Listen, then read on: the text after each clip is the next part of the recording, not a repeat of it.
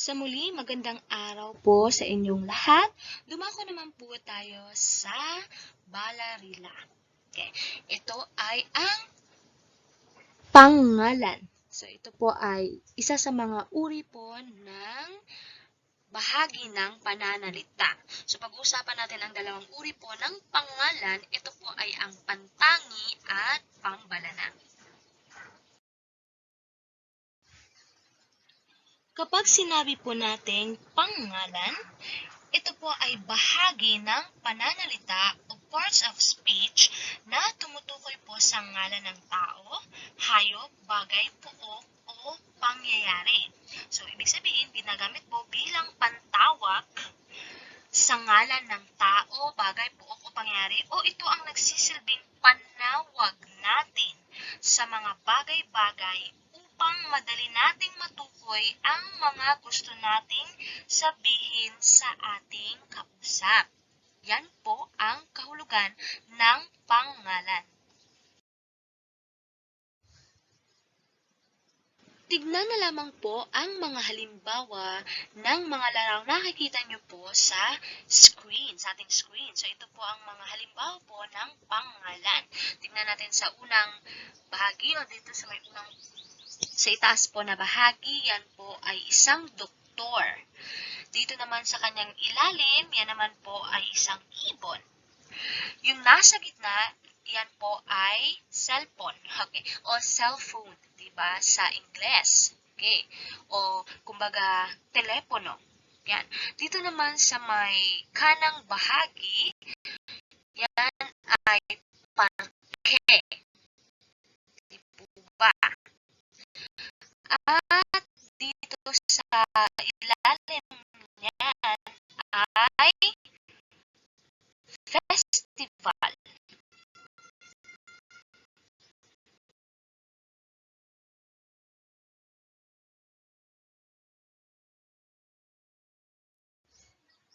Ang mga salita pong nabanggit ay mga halimbawa po ng pangalan. Dumako po tayo sa dalawang uri ng pangalan ayon sa kayariang pansemantika. Ano nga ba itong dalawang uri ng pangalan na ito?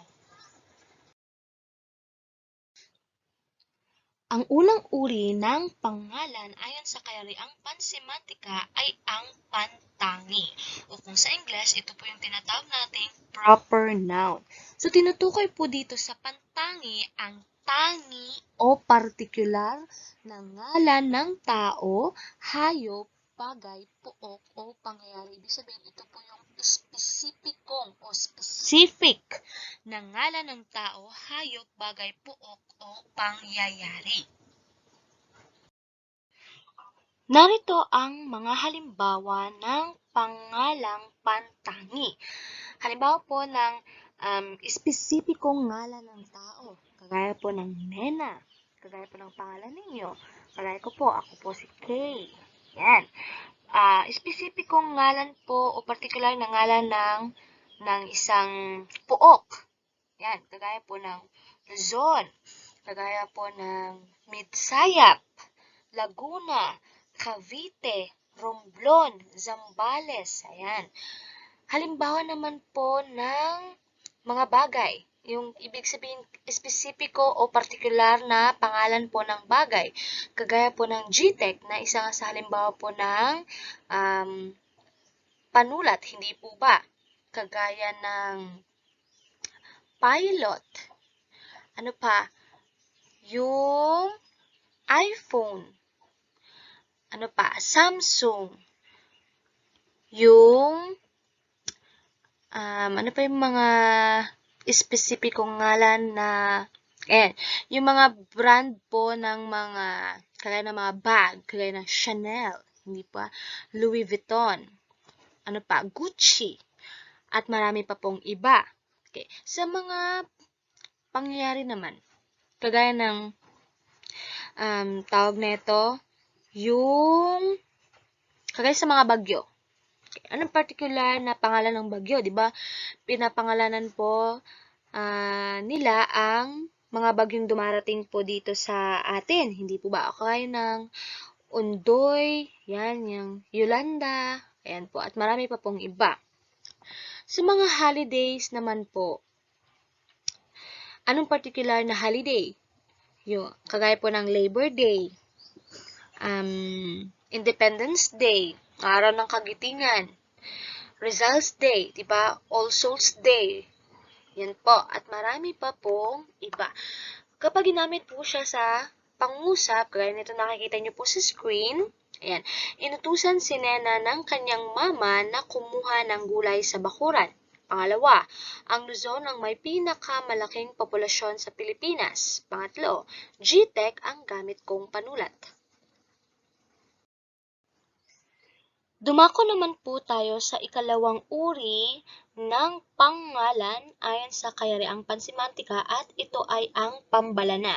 Kung sa English pa, ito yung tinatawag nating common noun. Sa pambalana, tinutukoy ang pangkalahatang ngalan ng tao, hayop, bagay, puok o pangyari. Ibig sabihin, ito yung in general na tawag, okay, o ngalan.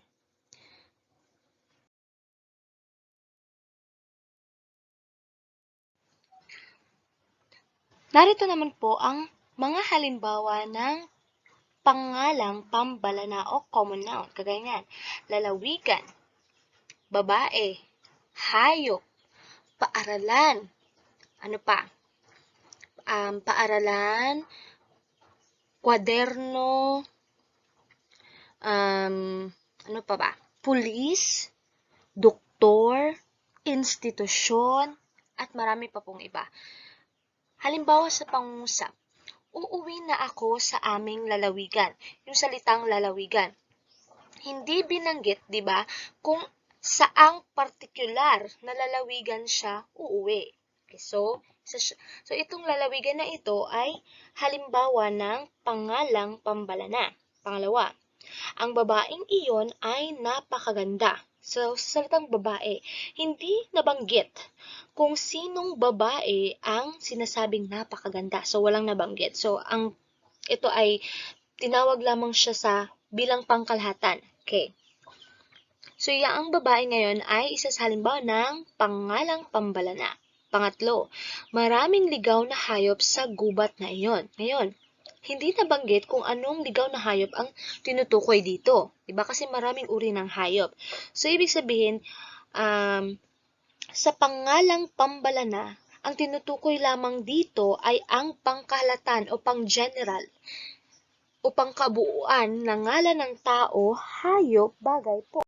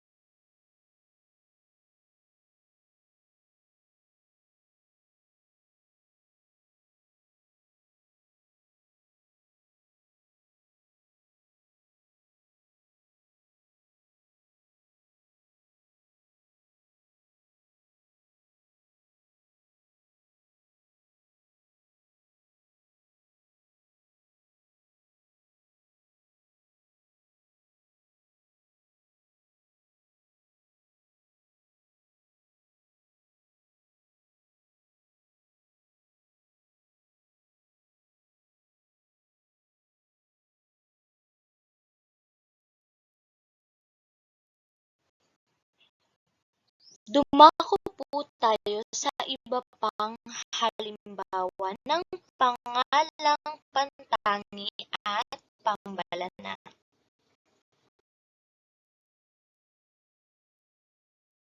Katulad po ng larawang ito. So, sa pambalana, ang tawag sa kanya ay direktor.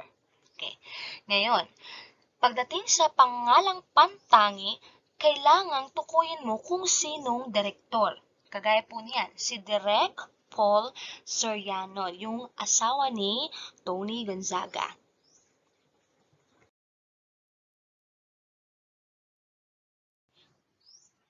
Pangalawang halimbawa, sa pangalang pambalana, so ang tawag dito sa larawang iyan, siya ay guro.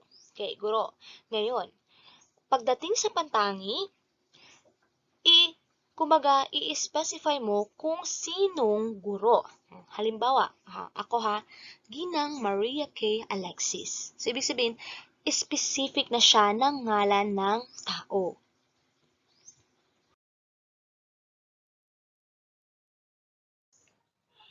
Sunod na halimbawa, ayan, ang tawag dyan ay, kung sa pangalang pambalana, ito po ay isang ibon. Pagdating po sa pantangi, kailangang espesipiko. So, anong uri ng ibon ito? So, ito po ay isang agila.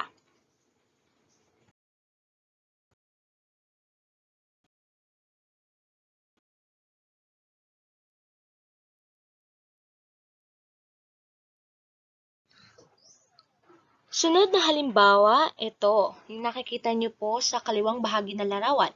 Kapag sa pangalang pambalana, ang tawag po dyan ay paaralan. Kasi pangkalatang tawag.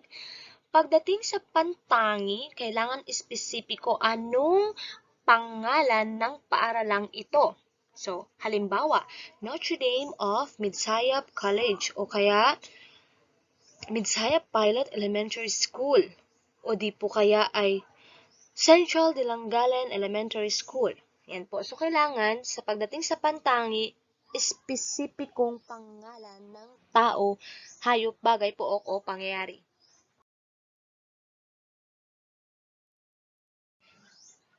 Sunod na halimbawa, ayan nakikita nyo, yan kung sa pangalang pambalana, ang tawag po sa kanya ay bansa. Okay. Pagdating sa pantangi, anong bansa ito? So ito ay Pilipinas. Pansinin po ninyo na kapag sa pangalang pantangi, ang mga salita po ay ang unang letra ng salita ay nasusulat po sa malaking titik. Tingnan nyo po dito sa ating screen, di ba? Tingnan nyo ang pantangi. Di ba? Ang unang titik ng salitang Pilipinas ay nakasulat po sa malaking titik. Kasi po sa pangalang pantangi class, madalas po na nakasulat po sa malaking titik, ayan, yung unang titik po ng salita.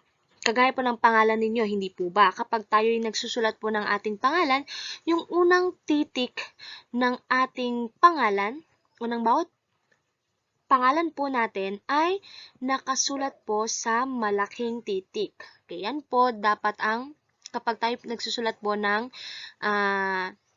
espesipikong ngalan po. Okay, ng tao, hayop, bagay po o pangyayari. Pero may mga pagkakataon din naman po na kahit pantangi siya pero nakasulat po siya sa maikling titik. Kagaya po kanina kung napansin nyo doon po sa agila. Okay? 'Di ba nakasulat po siya sa maliit na titik yung unang letra ng salita. Pero, sa kabuuan po, madalas po na kapag pangalang pantangi, nakasulat po talaga ang unang letra sa malaking titik. Tandaan po ninyan, huwag niyo pong kakalimutan. So, bago po natin tapusin ang ating paksa o ating leksyon sa araw na ito, i-review lang po natin Pag sinabi po nating pangalan, ito po ay bahagi ng pananalita o parts of speech na tumutukoy po sa ngalan ng tao, bagay, pook o pangyayari. Ngayon, may dalawang uri po ng pangalan ayon sa Kayariang Pansimantika. Ito ay ang mga pangalang pantangi at pangalang pambalana. Pag sinabi po nating pangalang pantangi, ito po ay tumutukoy po sa partikular, tiyak o espesipikong ngalan ng tao, bagay, pook o pangyayari. At madalas na ang unang titik o ang unang letra ng salita ay nakasulat po sa malaking titik o capital letter. Pag sinabi naman nating pambalana, pangalang pambalana, ito po ay tumutukoy sa pangkalahatang, pangkalahatang tawag sa ngalan ng tao, bagay, pook o pangyayari. Kagaya ng halimbawa po ng pangalang pambalana. So, cellphone. Ang spelling ko po kasi sa Filipino ng cellphone ay S-E-L-P-O-N. Pero kung sa English, syempre cellphone. Yan. Ayan po ay isang pangalang pambalana. Ngayon, pag sinabi nating pangalang pantangi, kailangang tukuyin natin ang partikular o yung espesipikong ngalan ng bagay na yan sa cellphone.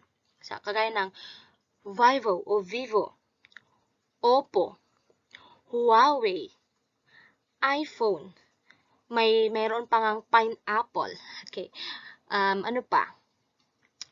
Ano pa yung mga, Samsung, at marami pa pong iba. So, halimbawa lang po yun ng pangalang pambalana at pangalang pantangi. So, huwag niyo pong kakalimutan. So, maraming salamat po sa inyong pakikinig.